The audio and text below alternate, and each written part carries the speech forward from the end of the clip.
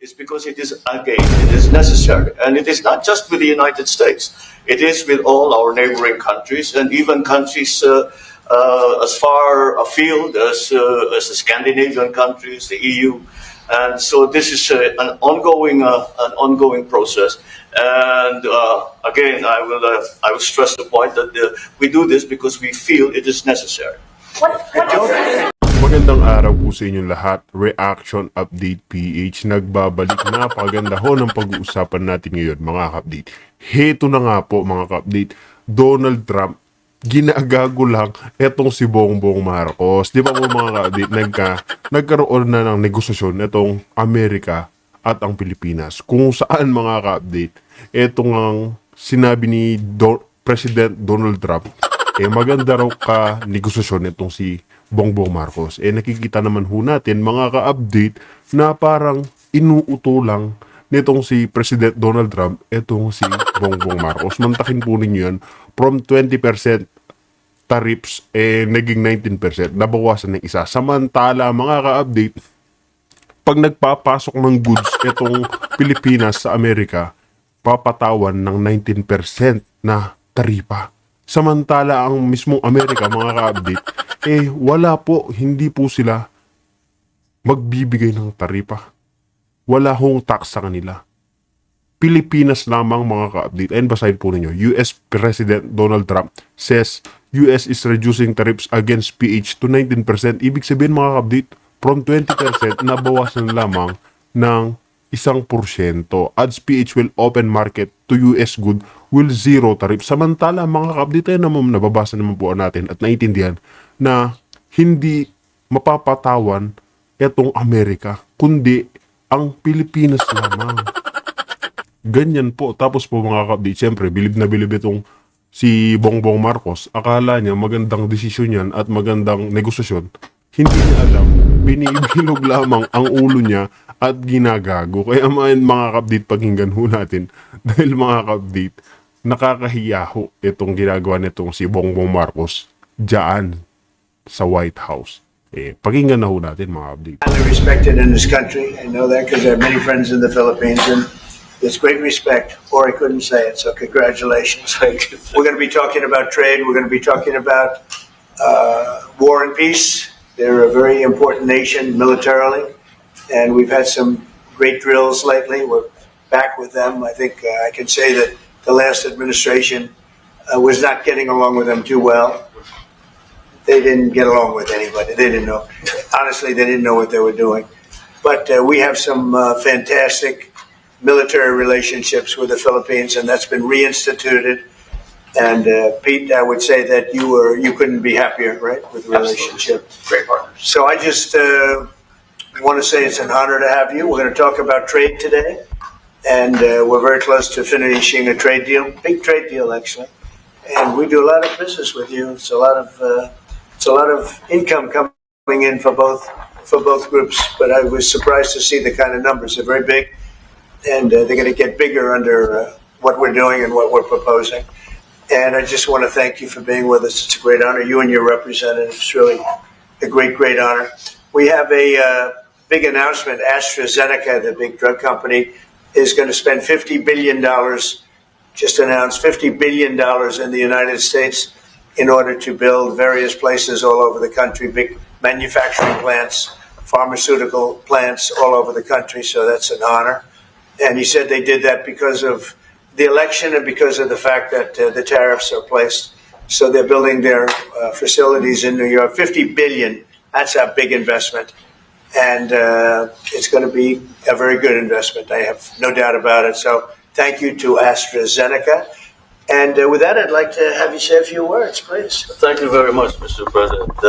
Of course, we're all very happy to be here to once again reaffirm the very strong ties between the Philippines and the United States, ties that go back over 100 years. And considering the context in which we live these days, especially in my part of the world, this has evolved into as important a relationship as is possible to have. We must remember that the United States is our only treaty partner in the Philippines, and that has that has stood us in good stead over the years, certainly through. Ayan mga kabdit, naririnig lang po ninyo etong si Bongbong Marcos kung saan kahit na anong pambobola niya dito kay Donald Trump hindi ho yan epekto. Mga kabdit, kahit na ano po pambobola ni Bongbong Marcos wala na ho yan kay President Trump dahil alam po ni Trump mga kabdit nagoyo niya na etong si Bongbong Marcos. Mantakin po ninyo yun mababawasan lang ng 1%. Di ba? Samantalang ang Amerika mismo, wala. Hindi sila magbabayad ng taripa. Lalo na dito, dahil alam nilang nabibilog lang nila itong si Marcos Jr. mga kabdit. Kaya ngayon, sinasabi ni President Trump na, oo, magandang ka-negosasyon itong Pilipinas. Magandang ka-negosasyon itong si Bongbong Marcos at nire-respeto siya ng Pilipinas pero hindi niya ho alam na maraming Pilipinong galit dyan sa taong yan dahil sa ginawa niya kay Pangulong Duterte at ang ginagawa niya ngayon sa taong bayan. Mantakin po ninyo yung flood control. Bahang-baha po, mismong Manila, Metro Manila. Yung mga plano niya mga kaabdit, wala ho sa tama, wala sa huwisto, wala sa huwisyo mga kaabdit. Puro salita lang po yang si Bongbong Marcos pero hanggang ngayon wala pa rin napapatunayan.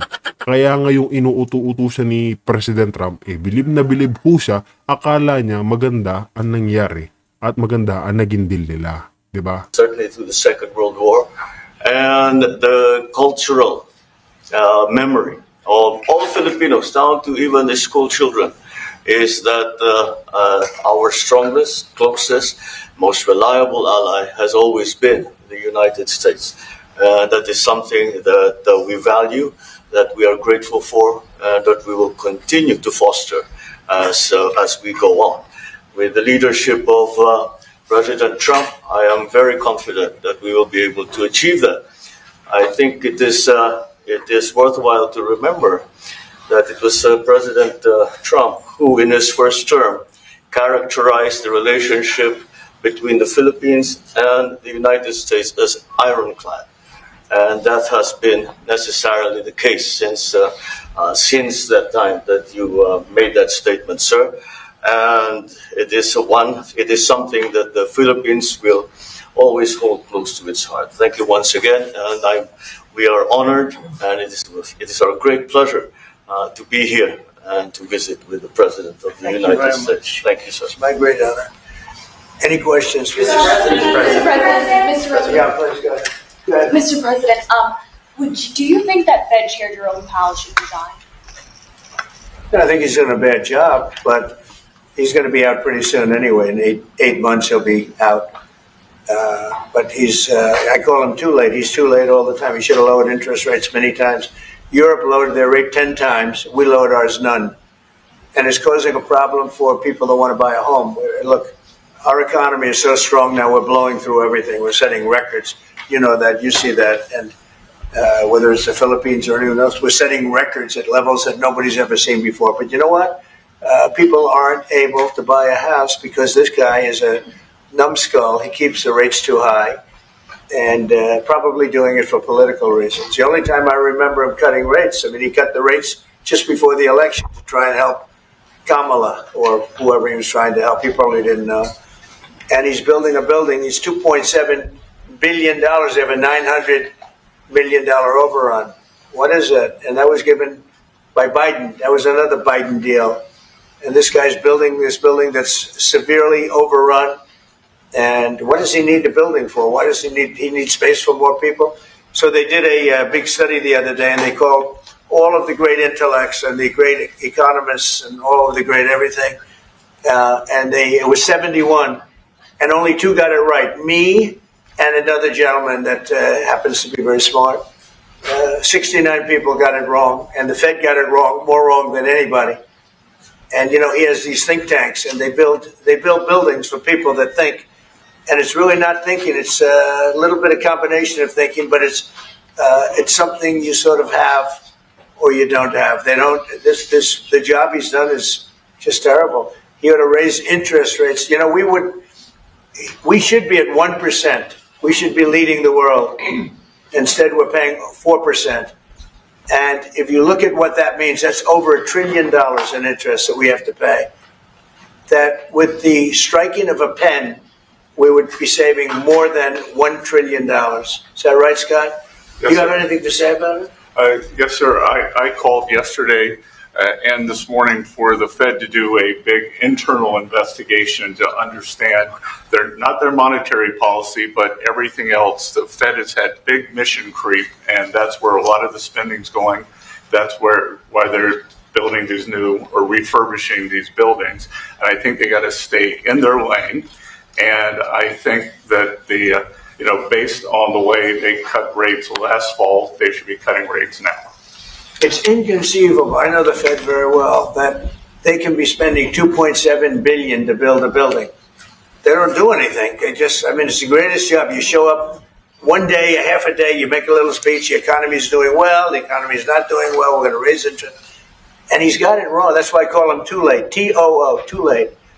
And it's really too bad. But it is affecting people that want to buy houses, and that shouldn't happen. And Mr. President, And he should lower them. Those rates should be 3 points lower.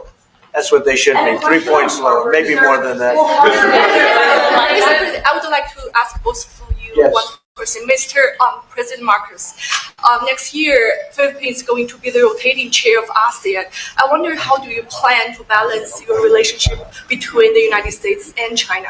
And for President Trump, Kremlin yesterday said if you are going to Beijing in September, they wouldn't rule out a meeting between you and President Putin. Is such a meeting possible? And how soon do you plan to visit China? Well, we have a lot of meetings possible. President Xi has invited me to China, and we'll probably be doing that in the not too distant future, a little bit out, but not too distant. And I've been invited by a lot of people, and we'll make those decisions pretty soon. Please. Well, as you say, we are chairing ASEAN for 2026. There is no need, in a sense, to balance, as you characterize as, to balance our relationship within the United States and China, simply because our foreign policy is an independent one, and we are essentially concerned with the defense of our territory and the exercise of our sovereign rights.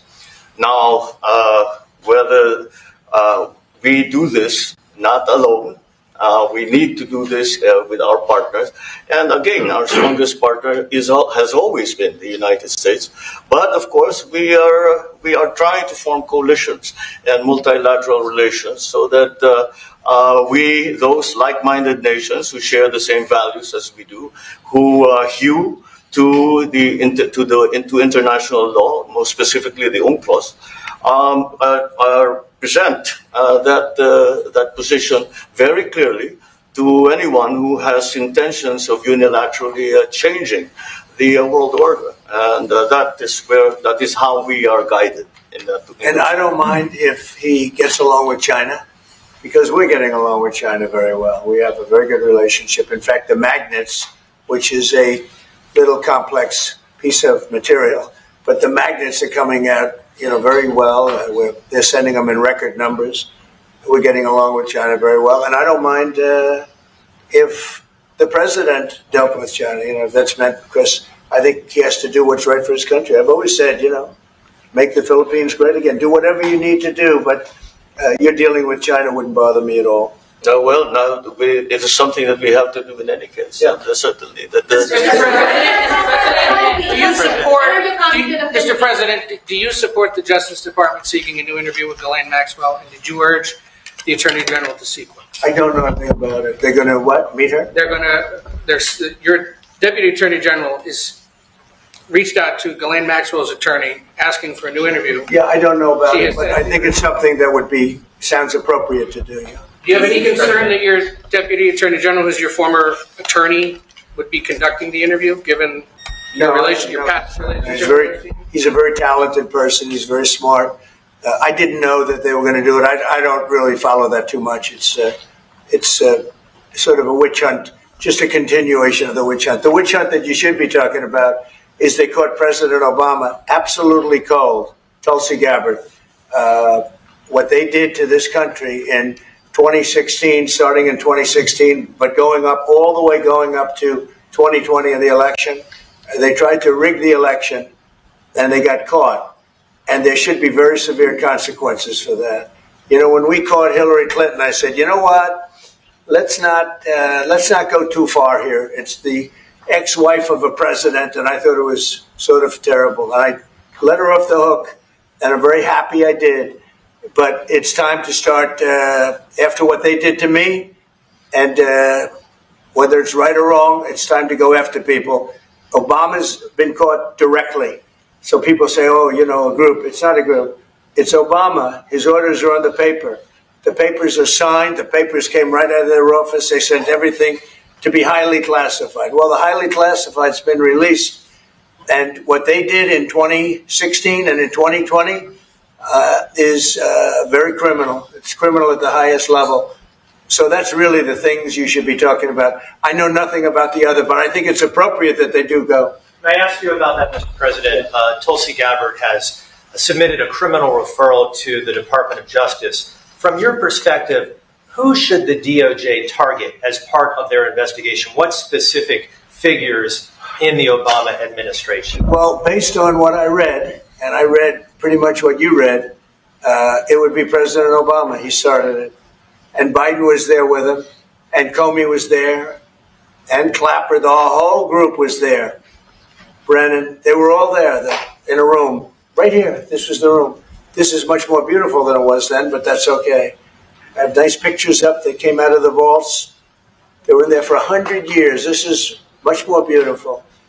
We have the Declaration of Independence now in the room, which wasn't here. I guess people didn't feel too good about putting it here, but I do. But you know what? If you look at those papers, they have them stone cold, and it was President Obama.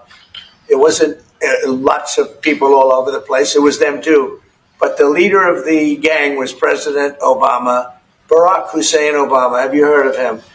And except for the fact that he gets shielded by the press for his entire life, that's the one they look. He's guilty. It's not a question. You know, I like to say, let's give it time. It's there. He's guilty.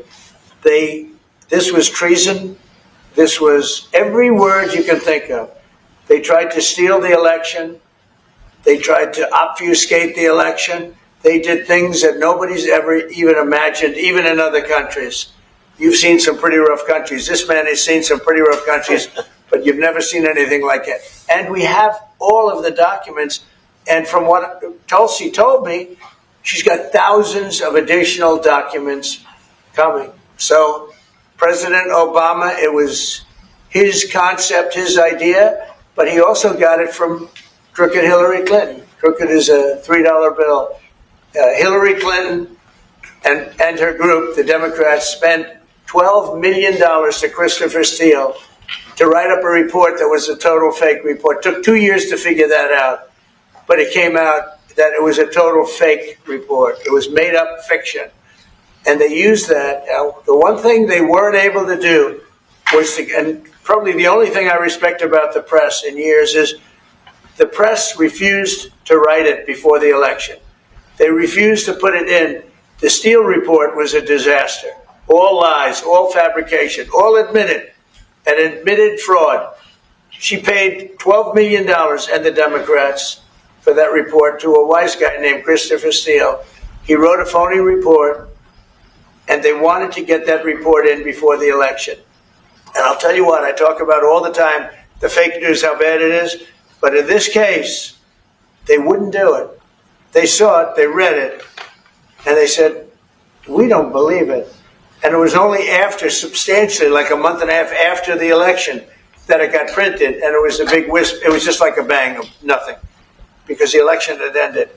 If that report had gotten published by the New York Times or somebody, and I respect the Times for maybe only this, because they're crooked as you can be. They're a terrible paper, a crooked, corrupt paper. But for this one moment, they said, this is bullshit, we can't put this in. And neither could any other paper. Wall Street Journal's a lousy paper, very, very dishonest paper. As you see, I'm suing them for a lot of money because they do things very badly. It's a really It's got a nice name, but it's really, in my opinion, it's a terrible paper, and it can be corrupt. But just so you know, they didn't take the Steele report. It was the dossier. Remember the famous dossier? I called it the fake news dossier. The news wouldn't publish it. And I'm amazed. They had 2.5 months. It was finished. 2.5 months. That was supposed to be what was going to happen. And it got published a couple of months after the election. And frankly, nobody cared too much about it. But that was a big thing. No, we caught Hillary Clinton. We caught Barack Hussein Obama. They're the ones. And then you have many, many people under them. Susan Rice. They're all there. The names are all there. And I guess they figured they're going to put this in classified information and nobody will ever see it again. But it doesn't work that way. And it's the most unbelievable thing I think I've ever read. So you ought to take a look at that and stop talking about nonsense, because this is big stuff. Never has a thing like this happened in the history of our country. And by the way, it morphed into the 2020 race. And the 2020 race was rigged, and it was a rigged election. And because it was rigged, we have millions of people in our country. We had inflation. We solved the inflation problem. But millions and millions of people came into our country because of that. And people that shouldn't have been, people from gangs and from jails and from mental institutions, people that we don't want in our country, people that we're getting out, dangerous people. 11,888 murderers, many of them 50%, more than 50%, murdered more than one person. I hate to say this with such a distinguished guest, but you know, they asked me a question. I got to answer the question. No, Barack Hussein Obama is the ringleader. Hillary Clinton was right there with him, and so was Sleepy Joe Biden, and so were the rest of them. Comey, Clapper, the whole group.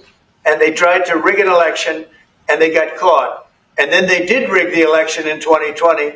And then because I knew I won that election by a lot, I did it a third time, and I won in a landslide. Every swing state won the popular vote. But I won that all the same way in 2020. And look at the damage that was caused.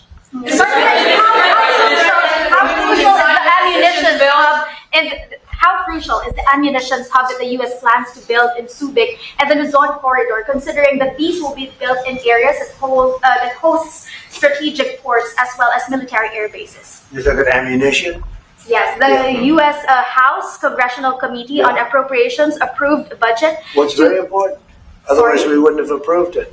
Sorry? Yeah, it's very important. Otherwise, we wouldn't. We need ammunition. We're going to end up in a few months, we'll have more ammunition than any country has ever had.